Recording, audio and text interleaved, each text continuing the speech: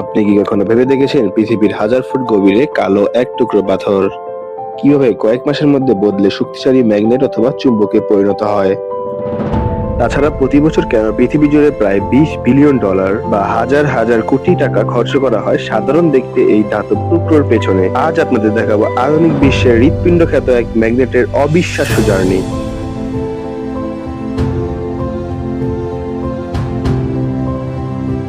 Magnet তৈরির এই অবিশ্বাস্য জার্নিটা শুরু হয় মাটির একদম গভীর থেকে।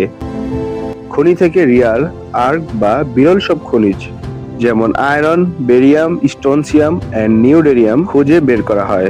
ভূতত্ত্ববিদরা প্রথমে পুরো এলাকা স্ক্যান করে খুঁজে বের করেন কোথায় কতটুকু আকরিক আছে। এরপর বিশেষ ড্রিলিং মেশিন দিয়ে মাটির একের পর এক স্তর ভেদ করা হয় এবং সবকিছু ঠিকঠাক জানা গেলে হিসেব করে বিস্ফোরণ করা হয়।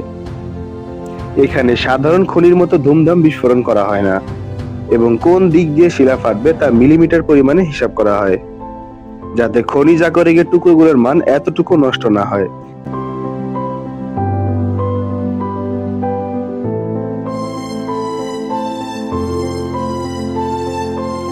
এরপর বিশাল সব হেভি ডিউটি আর কনভেয়ার বেল্ট এন্ড ট্রাকে করে টনে টনে আকরিক কারখানায় নিয়ে আসা হয় এবং কারখানায় আনার পর শুরু হয় এক বিশাল কর্মযজ্ঞ। পাথরগুলো কারখানায় আসার পর প্রথমে সেগুলোকে ভালোভাবে ধুয়ে ফেলা হয় যাতে উপরে থাকা কাদা, ধুলো কিংবা অমিষ পরিষ্কার হয়ে যায়। এরপর এগুলোকে পাঠানো হয় বিশাল এক গ্রাইন্ডিং সেক্টরে। এখানে শুরু হয় পাথরকে শুকনো পাউডারে রূপান্তরের কাজ। এখানে বল মিল বা জেট মিল মেশিনের ভেতর এগুলোকে ঢেলে দেওয়া হয় এবং মেশিনগুলো একটানা 4 থেকে 6 ঘন্টা পর্যন্ত চলতে থাকে এবং পাথরগুলোকে পেশাই করতে থাকে এবং ততক্ষণ পর্যন্ত এগুলোকে পাউডার করা হয় যতক্ষণ না এগুলো চুলের মতো শুকনো পাউডারে পরিণত হয়। এই পর্যায়ে মেশিনের তাপমাত্রা প্রায় 180 ডিগ্রি ফারেনহাইটের নিচে রাখা হয় যাতে ম্যাগনেটের প্রাকৃতিক শক্তি নষ্ট না হয়ে যায়। গ্রাইন্ডিং শেষ হলে শুরু হয় ফ্লোটেশন বা ভাসমান প্রক্রিয়া, যেখানে বিশাল ট্যাঙ্কে পানির সাথে কেমিক্যাল মিশিয়ে একটি ফেনা তৈরি করা হয়। এখানে ঘটে এক অদ্ভুত বিজ্ঞান। আসল দামি খনিজগুলো বাতাসের বুদবুদের সঙ্গে আটকে ভেসে উপরে উঠে আসে আর পাথর বালি নিচে তলিয়ে যায়। আর এই পুরো কাজটি হয় সম্পূর্ণ একটি বদ্ধ একটি ট্যাঙ্কের ভেতর, যাতে করে কোনো ক্ষতিকর গ্যাস বা ধুলো বাইরে বেরিয়ে আসতে না পারে। আর এবার শুরু হয় আসল ম্যাজিক, মিশ্রণ বা মিক্সিং। নিউডেমিয়াম, আয়রন এবং বোরন এই ধাতুগুলোকে একেবারে নিখুঁত মাপে মেশানো হয়।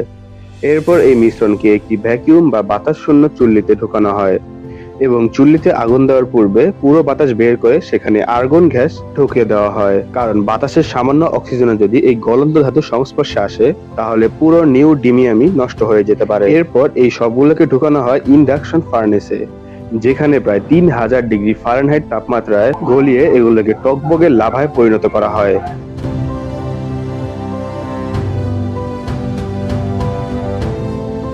তারপর এগুলোকে ঠান্ডা করে পাতলা প্লেট বা ধাতব চিপসের মতো তৈরি করা হয়। কি ভাবছেন কাজ শেষ? একদমই না। এই চিপসগুলোকে আবার মেশিনে দিয়ে মিহি পাউডার বানানো হয়।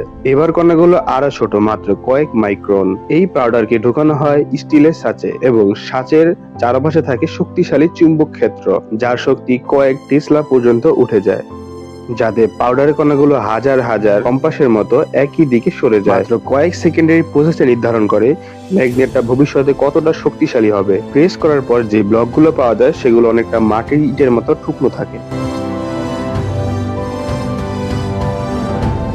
এগুলোকে সলিড মেটাল তৈরি করতে আবার 2200 থেকে 2300 ডিগ্রি তাপমাত্রায় দেওয়া হয়। কয়েক ঘন্টা ধরে এই তাপমাত্রায় থাকার জন্য পাউডারের কণাগুলো একটার সাথে একটা জোড়া লেগে ধাতব খণ্ডে পরিণত হয়।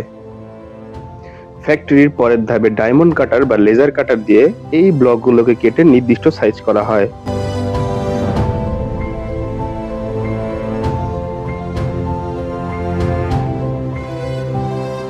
সবশেষে আসে চমকপ্রদ ধাপ। এত প্রসেসিং এর পরে এগুলো এখনো ম্যাগনেটই হয়নি। এগুলো কেবল সাধারণ ধাতুর টুকরো যার কোনো আকর্ষণ ক্ষমতাই নেই। তাই এবার এগুলোর আসল শক্তি জাগানো হয় ম্যাগনেটাইজেশন করে। মেশিনের ভেতরে রেখে প্রায় 1 থেকে 5 মিলিসেকেন্ডের মধ্যে এর মধ্যে দিয়ে হাজার হাজার ভোল্টের বিদ্যুৎ চালনা করা হয় এবং এই প্রায় 1 সেকেন্ডে যেই পরিমাণ ম্যাগনেট শক্তি তৈরি হয় তা পৃথিবীর সাধারণ চুম্বক থেকে প্রায় 10 গুণ বেশি হয়ে থাকে এবং এভাবে একটি সাধারণ ধাতুর টুকরো বিশ্বের অন্যতম চুম্বক শক্তিতে পরিণত হয় এবং সবশেষে অটোমেটেড মেশিনে কোয়ালিটি চেক করা হয়। এরপর প্যাকিং করার সময় আবার খুব সাবধানতা অবলম্বন করতে হয়। একটার সাথে একটা যাতে লেগে না যায় সেজন্য মাঝখানে প্লাস্টিক বা পলিথিন ব্যবহার করা হয়। প্যাকিং শেষ হলে এই ম্যাগনেটগুলো চলে যায় টেসলার মতো ইলেকট্রনিক গাড়িতে, বিশাল উইন্ড টারবাইনে কিংবা হাসপাতালের এমআরআই মেশিনে। অত্যাধুনিক প্রযুক্তির চাকা ঘোরানো এই ছোট্ট ধাতব টুকরোগুলোই আমাদের আধুনিক পৃথিবীর অদৃশ্য শক্তি হিসেবে কাজ করে। যেই ছোট টুকরোগুলোকে আমরা সাধারণ চোখে দেখি, সেই শক্তিগুলোই পৃথিবীর অদৃশ্য হৃৎপিণ্ড, আর এর পিছনে লুকিয়ে থাকে খনি থেকে কারখানা পর্যন্ত অসংখ্য ধাপ।